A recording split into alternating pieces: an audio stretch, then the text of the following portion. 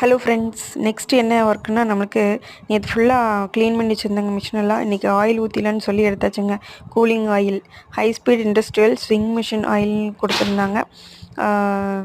இது வந்து 120 ருபீஸ்ன்னு சொல்லி நான் வாங்கினேங்க. எம்ஆர்பி வந்து இதில் போடலை. இது வந்து 1 லிட்டருங்க. சரி, கீழே நம்ம வந்து பார்த்தோம்னா இல்லை ஹை லோன்னு 2 கொடுத்துருந்தாங்க. லோ கீழே போயிடுச்சுன்னா நம்ம ஆயில் வந்து ஊற்றணும். ரொம்ப இதாக இருந்ததுன்னா சேஞ்ச் பண்ணிடணும், அழுக்கா இருந்ததுன்னா. சரி, நம்ம 1 லிட்டரையும் ஊற்றிடலான்னு சொல்லிட்டு ஊற்றினோம்னா இது ஹை லெவலுக்கு தான் வரும்னு நினச்சிருந்தேங்க. அந்த 1 லிட்ரு பார்த்தா அது ஊற்ற ஊற்ற ஃபுல்லாக ஹை லெவல் தாண்டி மேலே போயிடுச்சுங்க. சரி, அப்படியே ஊற்றி விட்றலாம், என்ன போதும், மிஷினுக்குள்ளே தான் இருக்குதுன்னு நினச்சேன். ஆனால் இருந்தாலும் நம்ம தைக்கும் போது உள்ள அந்த மோட்டர்லாம் விடும்போது எங்கேயாவது தெரிச்சுதுன்னா என்ன பண்ணுறது, மேலெல்லாம் ஆயில் வந்துருச்சுன்னா என்ன பண்ணுறதுன்னு கொஞ்சம் ஒரு இதாகிக்குச்சுங்க. அது பார்த்திங்கன்னா ஹை லெவலுக்கு மேலே ஊற்றினா 1 லிட்டர் ஊற்றினா இவ்வளோ வந்துடுதுங்க மேலேயே.